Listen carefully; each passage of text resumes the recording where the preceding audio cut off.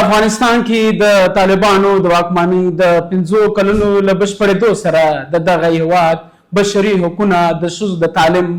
او کار اقتصادي وضعیت او نړیوالو اړیکو په اړه د نړیوالو رسنیو نیوکې یو ځل بیا زیاتې شوې دي. نړیوالو رسنیو د طالبانو د واکمنۍ د 15 کال په مناسبت د افغانستان اوسني وضعیت تر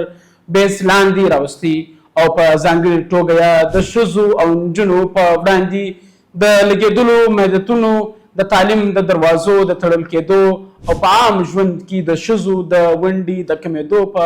اړه یې اندېښنه څرګنده کړې دي. د نړیوالو رسنیو د رپورټونو له مخه په افغانستان کې د ښځو په عام ژوند ګډون محدود شوی او د 12 کلونو څخه پورته د نجونو تعلیم په برخه کې سخت محدودیتونه موجود دي. د رپورټ له مخې افغان ډي ډبلیو د جرمني ښځې له ګڼو محدودیتونو سره مخ دي او په ټولنیز ژوند کې د ونډې محدوده شوي دي. د په وینا میلیونونه افغان سکای نیوز نجونو له ثانوي زده کړو محرومې دي او ښځې ته د تګ راتګ په ګډون له بېلابېلو محدودیتونو سره مخ دي. د منتقدینو په باور د ښځو او نجونو په تعلیم او کار محدودیتونه نه یوازې د هغوی پر راتلونکي اغیز کوي بلکې د افغانستان په ټولنیز او اقتصادي پرمختګ هم منفي اغیز پرېښی دی. نړیوالې رسنۍ وایي چې افغانستان لا هم جدي اقتصادي ستونزې او بشري بحران سره مخ دی. د ښځو او نجونو په وړاندې محدودیتونه د نړیوالې ټولنې د اندېښنې له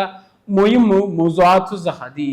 د منتقدو په وینا د ښځو د کاروي فرصتونو محدودول او د هغوی له عام ژوند څخه لرې کول د کورنۍ په اقتصادي وضعیت هم فشار زیاتول شي. د بهرنیو رسنیو د رپورټونو له مخې طالبان د خپلې واکمنۍ د 15 کال په مناسبت د پخوانیو امریکایي او ناټو ځواکونو پوځي وسایط او وسلې هم نندارې ته وړاندې کړي. طالبانو د هغه نندارتون د خپل پوځي بریا او ځواک د څرګندولو لپاره وړاندې کړي، خو په نړیوالو بحثونو کې د افغانستان د امنیتي وضعیت ترڅنګ د بشري حقونو او د ښځو وضعیت موضوع هم لا د پام وړ ده.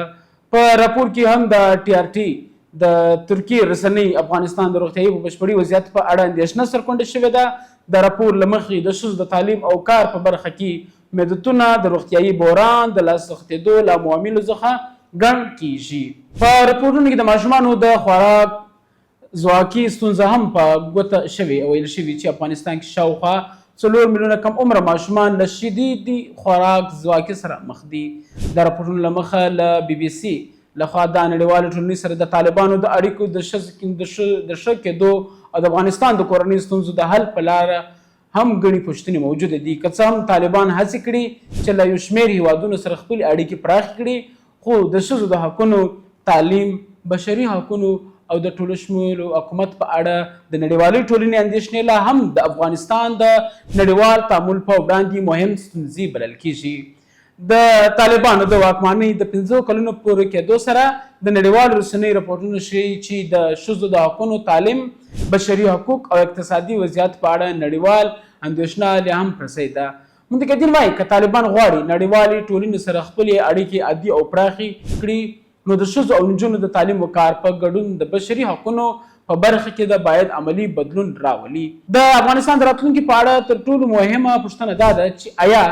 د طالبان حکومت به وکولی شي چې د نړیوالو نیوکو او کورنیو ستونزو ترمنځ داسې تګلاره غوره کړي چې له یو د افغانستان اقتصادي او ټولنیز وضعیت ښه کړي او له بلې خوا د ښځو او نجونو اساسي حقوقو ته هم درناوی وشي.